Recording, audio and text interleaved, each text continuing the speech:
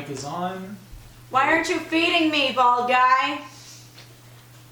Part of the deal is that we give each other snacks. All right, I had to feed myself. We start now. I don't have to think. Hi. We're back. I have cereal. So we are continuing our Christmas extravaganza. Woo! You got to pick the last Christmas film, Yep. which was It's a Wonderful Life, which Was delightful. I had totally thought that the angel stuff was going to play a much bigger part throughout the running time of that film, and it really only came about in the last 25 minutes or so. And that movie is approximately 8 hours long. So today we're going to watch we mentioned it in the last episode. Of course, I haven't. Yes. You haven't edited that. Spoiler alert. We have not edited the last episode, so I don't know how much of the discussion about this episode will actually be in that episode. It's all good. I'm lazy. But we're going to now watch a movie that I loved as a kid. Legit, I loved this movie as a kid. As an adult, I recognize it as absolute garbage. Mm-hmm. It is The Christmas That Almost Wasn't, which was an Italian Christmas film. And actors dubbed their lines into English, and it's a musical. And Wait. It's dubbed. You told me it was dubbed. You did not tell me it was a musical. it's a musical, A dubbed. kind of. A dubbed musical. Yeah. Aren't all musicals dubbed? It's not good. Unless it's Les Miserables. It was originally in Italian, is what I mean. So, it's not good. MST3K did a riff on it in one of their Netflix seasons. Are we gonna get sued by them? No, because we're not going to play the movie while we're actually recording. Sweet. Because we learned our lesson from Dolly Parton. Dolly, why'd you do that to us? So, movie is actually on my computer, which is just out of frame over here. But we're going to watch it, and then we're going to have a discussion. And this is really to show Shay how how my tastes have changed as I've grown older, and to give her a little insight into how low my standards were for entertainment when I was a child. Keeping in mind that we didn't have things like Netflix or... He also didn't grow up with the world's greatest Christmas movie, Muppet Christmas Carol. That He had didn't not, have that. The Muppet Christmas Carol had not yet totally ruined the classic tale of A Christmas Carol. How did it ruin it? Just because you don't like it, how did it ruin it? First of all, there were two Marleys, which is already a problem. So It's a great song. it's not. It is not a great Then song. who would you have casted as Marley in a Muppet? What I'm saying is that it's not a great song. Listen, I'm not even arguing. First of all, you're making the assumption that there has to be a Muppet Christmas Carol, and therefore I have to figure out who to cast as what. I reject that very notion. There does not have to be a Muppet Christmas Carol at all. But we've already done that discussion. I think that was a Betty Bookworm, actually. I'm gonna tie him to the couch again. You got that too, and you got the worst of it because those lights begin to burn after a while. He gave me third-degree burns. It was not third degree, it was maybe half a degree. But anyway, now we're gonna watch That Was the Christmas That Almost Wasn't, or just The Christmas That Almost Wasn't. He's gonna show me what he thinks a good Christmas movie is. No, I'm gonna show you what young Jonathan thought a good Christmas movie was. He was wrong. Awesome. Just like young Shay is wrong about her choices I am never wrong. for Christmas and Halloween movies. I am never wrong except during the times where I misspell Segway on Betty Bookworm. Did you spell it Segway like the vehicle? I had only ever seen it spelled that way. I had never seen the SEGUE version. So... Also, why am I eating cereal, Jonathan? Oh, so we normally have snacks during this that are thematically linked. But two things. One, I just got off a boat that went from New York to San Juan. So I had very little time to prepare for this episode. I ate cereal out of a mug. We're different. And two, the snack that I thought would be best to go along with this film, for reasons that will become clear to you soon, would be prunes. And upon further reflection, I decided maybe on a day when you have rehearsals where you gotta dance a lot, feeding you something that might make you want to poop might not be the best option. So while it would be funny, things would not turn out well in the end. So it would be prunes, it is not. So I apologize for the lack of snacks. I'm definitely feeling it right now. But now we're gonna watch the movie. So I have Kraft mac and cheese. we'll be back after the film is done. So we'll see you, like, literally right now. Buon Natale. That's Italian. Thanks.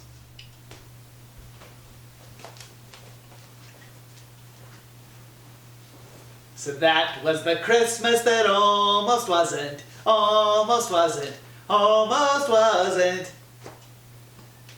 You saw it, you can't unsee it. Jonathan cried Shut up. twice. Shut up. I'm a sap. He's It is not a good movie either. Like, But he's that still crying. It is the worst thing, is getting sentimental over a movie that is totally not worth it. So, in a world where the movies Year Without a Santa Claus, Christmas Carol, Miracle on 34th Street, and Christmas Every Day, mix all those stories together and put bad Italian to English dubs on it. Yeah, the basic story Yeah. is that This- a rich man with who hates children named Phineas T. Prune. Which is not an Italian name, by the way. No, but Prune was why I was gonna have prunes. Yeah. But Phineas T. Prune has decided that he doesn't want children to be happy, so he's looking for a way to prevent Christmas. And his initial way is that he has purchased the North Pole, and he is charging rent to the Clauses, and they How can owe. he purchase private property? It's not like it was up for sale. He bought it from the Inuits, which that's not the name they use in this movie. Yeah. Which are also not. That's not a North Pole thing. You know, this is Italy's imagination of what the North Pole is, apparently. So he's purchased it, and he has decided that he is charging the Clauses a year's worth of rent, and if they can't pay the rent, he can foreclose on their house, and he can take possession of everything in it, including all the toys being made for children. Then Santa Claus engages the services of Sam Whipple, attorney, Who looks like a knockoff Frank Sinatra. and asks him for help, and Yeah. Whipple tries to work things out, and then He literally could have fixed it within the first 5 minutes. Because it says he wants to pay Santa's rent. The whole thing revolves around paying Santa's rent. And that's just so, this is the little farce that doesn't know it's a farce. That's a Saturday Night Live sketch. Christmas might not come because Santa can't pay his rent. That's a hilarious concept in theory. But they're not playing it like it's hilarious. They're No. playing it like it's sincere, and that almost makes it more hilarious. it's for kids, keep in mind. I know, but kids can't understand rent. They don't care about rent. Are you kidding me? I'm sure. Well, they can understand rent, but that's not. Tell all the kids in middle school who are singing about 500. I hate that music. So do I, but the kids understood it anyway. So Whipple tries to work things out.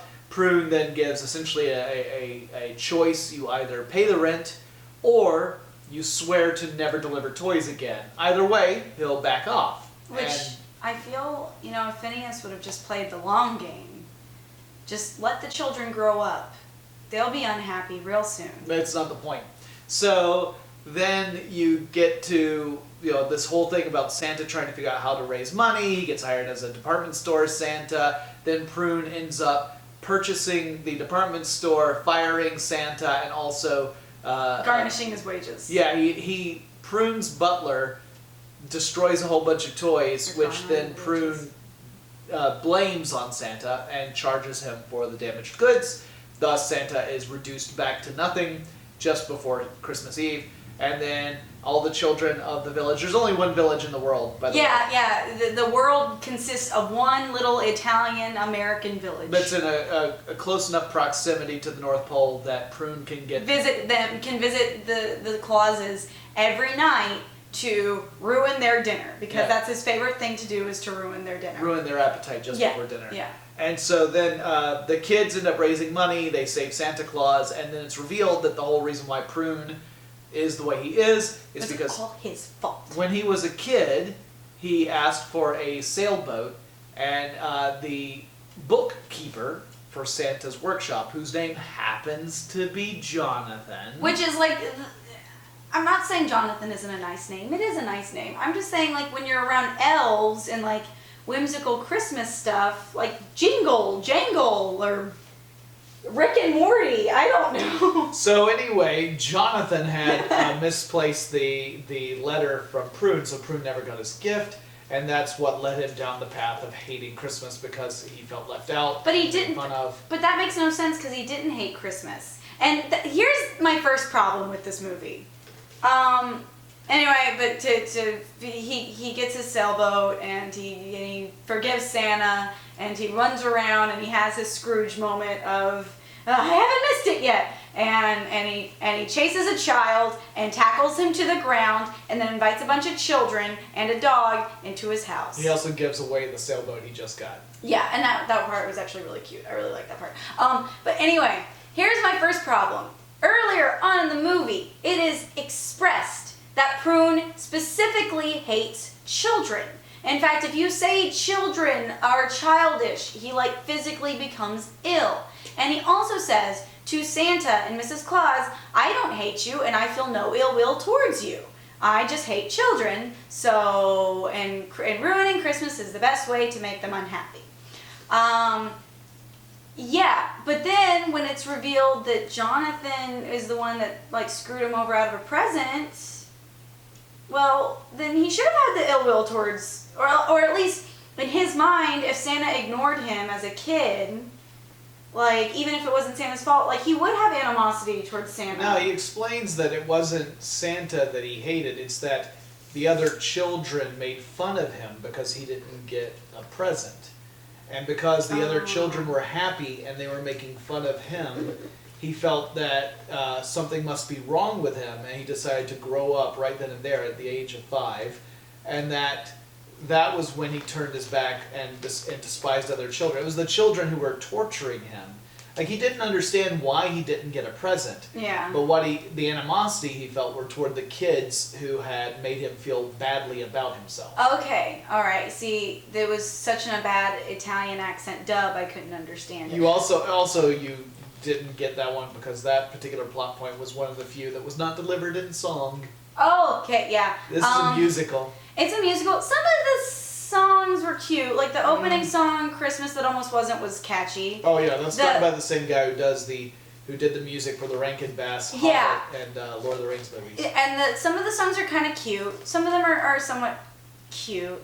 Some of them are creepy or just dumb. Like almost all of the villains' songs are dumb. They're not good. Those aren't good songs. They are not. The Prune song. Prune, spoon, moon, June, prune. It was dumb, but it was funny. Yeah, Jonathan sings that one. It sings. And it's very dumb. It was very, very, very dumb.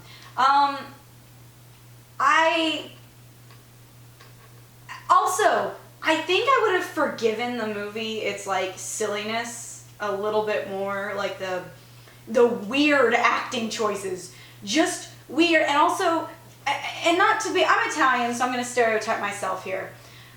This movie is like way too obsessed with cleaning. Okay, so at one point, Santa and Sam, the lawyer, who could have fixed everything in like 5 minutes, because he's all like, I am a very good lawyer, I just forget to send the bills out. Because the implication is that he likes to help people, and that's where he gets his satisfaction. Send the bills out! It's not that he does it for money, he does it to help people, and It's that generosity that then spills over into him being absent-minded to actually ask his clients to pay. Okay, now can it be like, hey clients, it's Christmas and tax season is upon us, so is it all right if I send you this bill now? And so can you please pay me the money that you owe me? Could have been solved right there. Then at one point, Sam and Santa, because they get Santa a job as a department store Santa, very American and very French, and come on, be fair. Come on, be fair. This was not quite the same thing as Miracle on 34th no, Street. but it was. You could tell an Italian guy had watched all these movies and wanted to combine a bunch of stuff because they even do like the tugging on the beard thing, like, and he does look a little, maybe not a little bit like the original. Yeah, he looks like a scary Santa. This was a very scary Santa. He would give everyone a death glare. There's no Krampus in it, though. I felt kind of bad because as I was watching the actor and I saw kind of like how old he was, I was like, I'm not entirely sure this actor knows what's going on all the time. Like, I'm not trying to be mean. I was sad for him. I'm like, he's not present in some of these scenes. Like, there's a glaze over his eyes. It's also, if you're thinking about this being Italian actors, then they may be phonetically speaking English lines, not really understanding all the lines necessarily. No, it was more reaction shots. Because, like, he would act fine if but he then was again, speaking. like, if everyone else is talking in English and you don't understand it, then you're just kind of there. Yeah, but it's like at some point the director would say like, "Hey, he's saying this. Can you react to that?" Like that's when the directors come in and fix that. I clearly didn't have time for that. But oh no, the director didn't have time for anything. That's why he got most of his actors to do it, cleaning up the set. So Shay, the whole point of this was I said at the very beginning is that this is not a good movie. Well, I know, but I'm still gonna bitch about it. Anyway, Sam and Santa at one point, because he's a department store Santa, because it's Miracle on 34th Street, they're lying on the floor and they're playing with toys, and it's actually quite a little charming scene. A little creepy, but quite charming. And then these kids with their parents come in, and this little like obnoxious girl is like, "Mother, they're playing with toys," or like, "Grown-ups are playing with toys." And then the mom's all like, "This is the most unorthodox." I don't know what she says, but it's not the level of service we've come to expect from Prince Department Store. Most unorthodox, and so then Sam, Santa, and the department store clerks they waste celluloid, showing them cleaning up the whole place. They could have done something charming like, "Well, of course we play with toys. You're never too old to play with toys." They could have gone like a charming route with that, and you wouldn't have to waste a good 30 seconds watching them all clean up. And then, so that wasn't the only cleanup scene that we were privy to. Then, when Phineas, his heart is warmed over and he gets his sailboat, and he doesn't hate children, and he doesn't hate Christmas, and he certainly doesn't hate Santa, and he's basically, he keeps Christmas in his heart, and now he saved Tiny Tim. Because that's what happened. He saved Tiny Tim. Then Mrs. Claus looks, she's like, "Your place is very dusty." And it was, and that part was actually kind of funny, because his butler, Blossom, his name was Blossom, he was like covered in dust. Like he had like cobwebs on him, and I actually thought that was quite a funny little Blossom gag. Blossom is clearly in the Lurch school of butlers. Very like Ramsley from Haunted Mansion. And and so then they decide to clean up the whole, and they waste time showing them cleaning up the whole house. There's lots of stuff that just eats up time. There's the montage of them delivering all the toys because they've run out of time. It's just done in photographs. Still shot, yeah. And it's like a good minute too long. It's probably at least a couple minutes of a montage, and the song was playing in the background, and it's just Santa Claus delivering toys, which we all know Santa Claus does, so there's no point to it. But the reason why I wanted to kind of wrap this up with the plot is that I didn't show this to you for you to pick it apart. I showed it to you so you could see, like I told you, this is a movie that I genuinely liked as a child, and I wanted you to see something that I genuinely liked as a child, but I objectively recognize it's not a great movie now. I think it's not the worst movie I've ever seen. No, but I mean, it's got sweetness behind it, but it's a very simple story that's drawn out over an hour and a half. That's how long the running time is. The only real problem that I have, I mean, aside from like all the technical stuff that I'm just nitpicking at, like, it almost, the whole paying the rent thing is almost, in my opinion, a bit too cynical of a tone for a kids movie.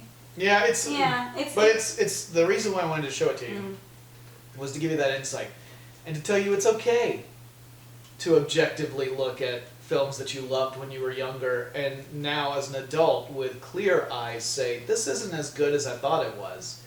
It's just a lesson I thought I would pass on to you because it's one that I learned. And I find that maybe if you thought back about Muppet Christmas Carol a little harder, you would realize it's not good.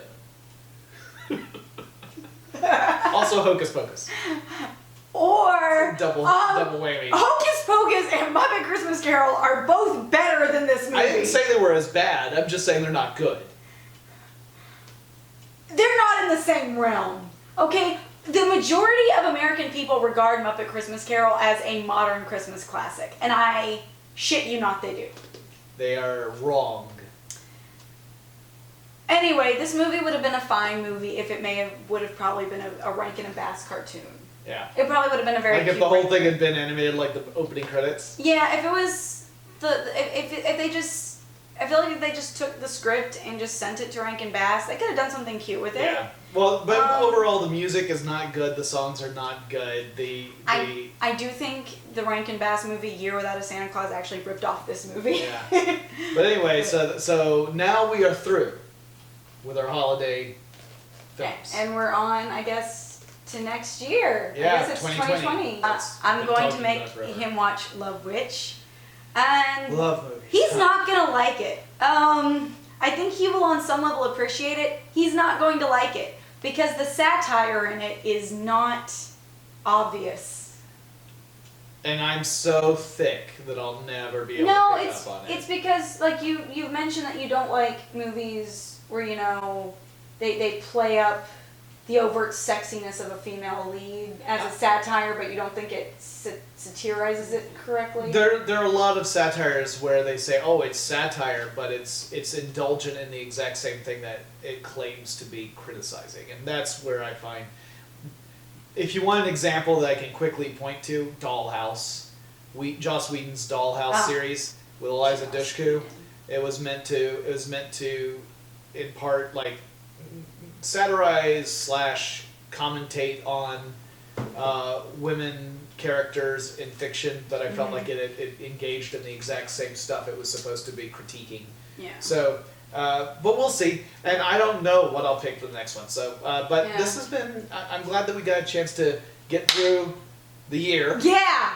We just skipped a couple months. Yeah, maybe like 4. Yeah, but it's all good. Yeah, it's all good. We're gonna go extra hard in 2020. We might even look at doing maybe a podcast where we get into more detail about these things instead of the short videos. Yes, that'd be fun. Yeah, which is way easier. I don't know how to do that. It's way easier. We just sit down and we talk into microphones and then we cut out. So, like if we get into a part where we don't know what we're talking about, we cut it out. Oh, cool. And that's easy. So, but they won't see me flip you off that much. No, so get it out now. But I figure we'll always have the video series as well. Yeah. It'll be a companion. But this will be like the short thing as opposed to the more in-depth discussion. So, Happy New Year. Happy Merry Christmas. Happy New Year. We'll see you in 2020. I enjoyed torturing you with films. Yeah. Come here. Get the It is the season of